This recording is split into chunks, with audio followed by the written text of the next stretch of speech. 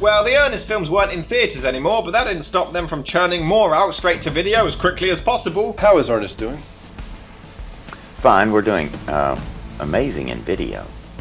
Ooh. We went to the Cannes Film Festival a couple of years ago and sold like several 100,000 units to Korea. So why not take the lovable goofball over to the world of basketball? I mean, it worked well for Space Jam, so why not? It's showtime. While die-hard fans of the series still relatively enjoyed the next installment, Slam Dunk Ernest, which features the man himself as a cleaner for the local mall who befriends some employees who apparently play basketball and practice in the mall after hours, and his lifelong dream is to join the team, but what a shock, he fucks it all up. So an angel, played by Kareem Abdul-Jabbar, shows up with some magical shoes that turns him into the best player in the history of ever. Yeah, like book knowledge makes you perfect at everything, these shoes make you perfect at everything. Makes him jump high, makes him fly. I thought he was afraid of heights, but it also somehow makes his accuracy perfect, makes him able to spin the ball on his finger. These films are ridiculously strange. Know what I mean? This would end up being the final Ernest film distributed by Touchstone after some further conflict with Disney. And it was originally intended to be a made-for-TV movie instead before being put to video. Unfortunately, Bobby is nowhere to be seen and wouldn't appear in any other movie. But in the original script, he and Chuck were supposed to reprise their roles as spies who were after Ernest and the magic shoes. They were also going to include the old lady character Auntie Nelda, but it would have been an actual person this time and not Ernest in disguise, who would have been hit by Bobby with a tranquilizer dart, but it wouldn't have actually hurt her due to her neck brace. That sounds kind of funny.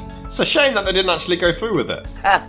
Very funny. It was also supposed to be the final Ernest movie, but not long after it came out, creator John Cherry decided that he had a couple more in his bag of tricks. Coke Sam's, who had always worked on the series since it began, left work on the films after this one came out. He wanted to focus on other projects, and much like School, this is another one that kind of goes forgotten. The opening titles are quite possibly the laziest yet.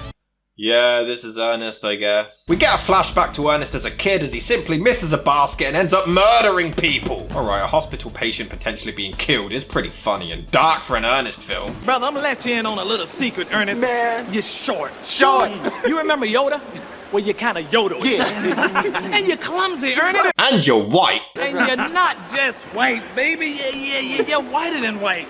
Oh wow, I didn't actually expect them to go there in an Ernest movie. They need to calm down, giving Ernest another chance to be attracted to someone. My innocent mind can't take this many more times. Ernest having a penis, what's the world coming to? You do feel sorry for Ernest as he just wants to be one of the guys, but they all ignore him. And it is pretty funny as he begs to be given the ball in ridiculous positions before he wrecks the place. And he gets denied the team, so we get the sad Ernest face. Man, how can anyone be mad at that? They try to give Ernest some funny moments, but they don't really work.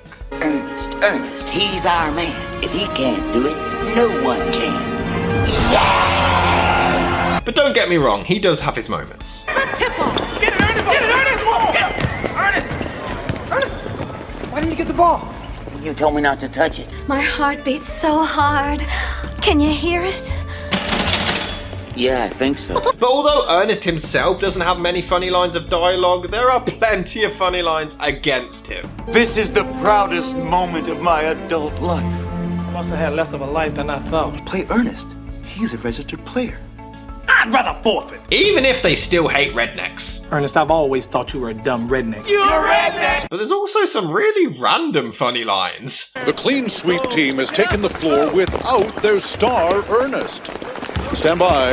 We may be switching to midget racing. But much like School and some of Rides again, they clearly just couldn't think of anything for Ernest to do as the plot progresses. I mean, he pretends a mop is a person at one point and does impressions while he cleans the place. Although in a weird way, he does kind of show off his great acting talent in this silly scene. But yeah, Ernest can't do anything right, but somehow manages to flawlessly clean the entire mall like this on his own in just a few minutes. They agree to let him sit on the bench, but... Barry, he's our man. If he can't do it, TJ can.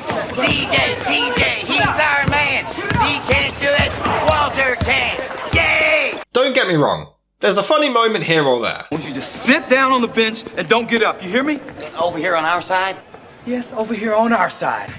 Ernest? Yeah. Shut up! Yeah. But he's mostly just annoying. But not even in a charming way. He's just irritating. I want to punch him in the head.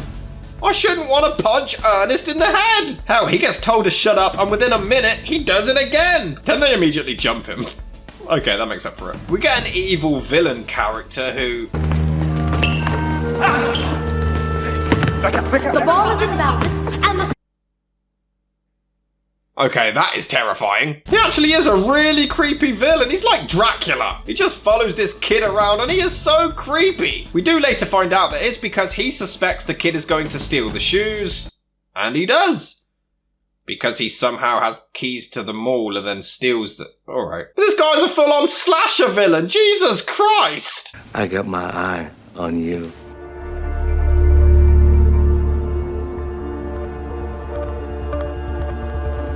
Although he is so petty that he sabotages a guy's Coke and a hot dog. It's so ridiculous, it's hilarious. He even blackmails Ernest's girl into turning against him for some money. And it's so dark as they have this Anakin moment and try to turn into the dark side to become a successful douchebag and get lots of cash. Well, as well as... And me, and more money, and me. Listen to her. Stay out of this. At first, I struggle to feel sorry for Ernest because he just keeps screwing everything up. But not in the usual fun way, he's just annoying. But it's a testament to Varney's performance because he somehow still makes me feel sympathy in the scene straight after it. Kareem Abdul-Jabbar is such a bad actor. John Cherry actually said he has never worked with someone who he struggled to get emotion out of as much as Kareem. He admitted that he's a nice enough guy, but he had no personality. And yes, his performance is arse. Not a single word sounds genuine at all. You mean like the little guy with wings and the bow and arrow?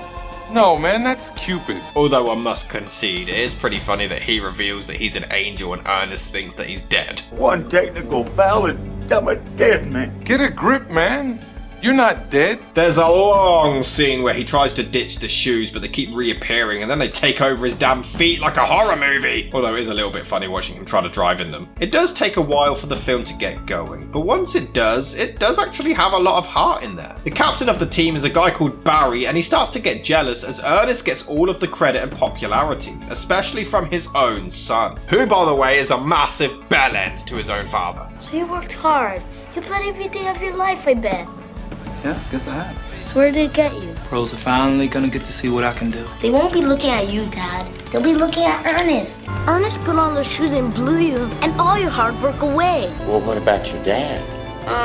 He's nothing and never will be. Obviously, it leads to Ernest realizing the error of his ways and helping the team win without him and his shoes so the family can reconcile. I mean, Ernest does still win, but without the shoes. And he nearly fucks it up. He wins in the most earnest way possible. It is nice of the other team to just let Ernest stand there and have a dramatic flashback though before winning. But it's just a sweet moment as he motivates the team to do it based on talent and hard work, and not supernatural magic shoes from the sky. It's just a heartwarming and charming story. And you do genuinely feel bad for Barry after all of his hard work. How is an Ernest movie this character driven? It does have some decent physical humour and funny visuals. But for some reason, despite not knowing about the magical shoes, and despite Ernest screwing everything up earlier, Barry still trusts him with his job on the line, despite having a wife and a kid. Jesus, this guy takes the worst dive ever. He should be a football player. Then again, so does the kid. He should join the team. Wait, why is she there? She literally told Ernest earlier. I don't really like basketball that much, Ernest.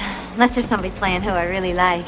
But you didn't know that that other guy was going to get injured and that Ernest would be the substitute. There's a bunch of scenes where he fights with the shoes, which is ridiculous even to Ernest's standards. But I guess it is a little amusing as he tries to get the phone to call his girl without the shoes seeing. Ah, the 90s, where you could find someone's number and call them unannounced and it wouldn't be creepy at all. It is convenient how the shoes never misbehave when he's with his teammates though. Wow, I've never been in a restaurant without a drive-through window before.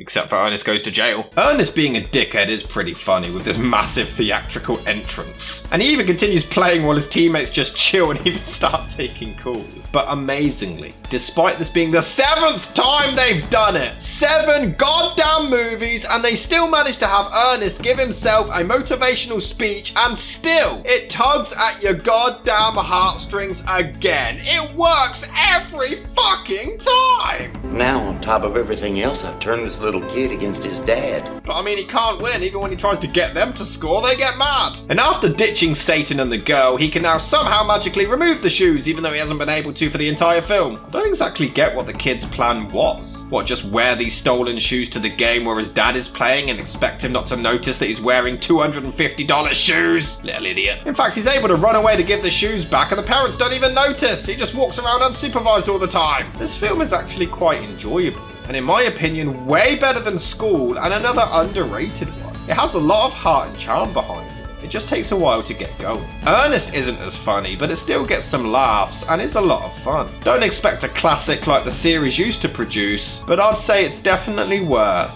checking out.